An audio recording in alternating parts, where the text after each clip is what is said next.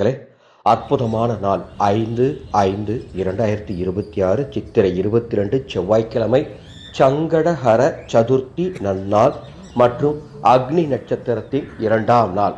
உங்களது தீய கர்மா, உங்களது பாவ சுமைகள் அத்துணையும் நீங்க 2 வழிபாடுகள், ஒன்று சூரிய பகவான் வழிபாடு, இன்னொன்று விநாயகப் பெருமான் வழிபாடு. மிக எளிமையாக எப்படி செய்ய வேண்டும் என்று இந்த ஆடியோவில் சொல்லியுள்ளேன். கேட்டு செய்து பயன்பெறுமாறு அன்போடு அழைக்கின்றேன்.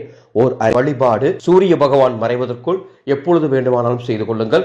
ராகு காலம், யமகண்டம் நேரம் தவிர ஒரு சிறிய தட்டு, அந்த சிறிய தட்டில் சிறிது விபூதி பரப்பி அதன் இடையே ஒரு விளக்கு, மேலும் அது கூடவே ஒரு டம்ளர் சுத்தமான தண்ணீர், அந்த விளக்கேற்றி அந்த தட்டை அப்படியே எடுத்து சூரிய பகவானுக்கு ஆரத்தி காட்டுங்க. தீப ஆரத்தி 3 முறை ஆரத்தி காட்டிட்டு ஓம் அதிதி புத்திரனே போற்றி அப்படின்னு 11 முறை சொல்லுங்க.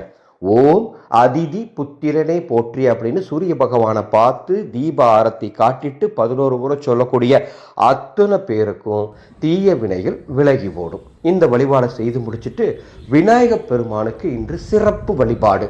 என்ன செய்யணும்? ராகு காலம், யமகண்டம் நேரம் தவிர வேறு எந்த நேரத்தில் வேண்டுமானாலும் இந்த வழிபாடு செய்யுங்கள். உங்கள் வீட்டில் இருக்கக்கூடிய விநாயகர் பெருமான் சிலை மற்றும் விநாயகர் பெருமான் படத்திற்கு அருகம்புல் மாலை சாற்றி, குறிப்பாக வெள்ளருக்கு விநாயகர் வச்சிருக்கிறவங்க கண்டிப்பாக அருகம்புல் மாலை இன்று சாற்றியே ஆக வேண்டும். உங்கள் குடும்பத்துக்கு மேலும் பல நன்மைகள் வந்து சேரும்.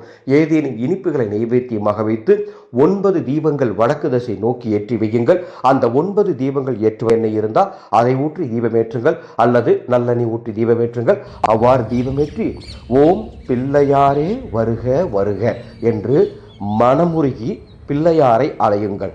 ஓம் பிள்ளையாரே வருக வருகன்னு மனதிற்குள்ளேயே ஒரு 27 முறை சொல்லிட்டு 9 முறை தோப்புக்கரணம் போட்டு இன்று சங்கடகர சதுர்த்தி வழிபாட சிறப்பாக பண்ணுங்க. வாய்ப்பு இருக்கிறவங்க உங்கள் வீட்டின் அருகில் இருக்கக்கூடிய விநாயகப் பெருமான் ஆலயம் சென்று அங்கே இந்த மந்திரத்தை சொல்லிட்டு தோப்புக்கரண வழிபாடு பண்ணிட்டு வந்தாலும் நல்லது. இந்த 2 வழிபாடுகளும் எவர் ஒருவர் செய்கின்றாரோ தீய வினைகள் விலகும், பாவ சுமைகள் நீங்கும், உங்கள் குடும்பத்திற்கு நல்லது நடக்கும்.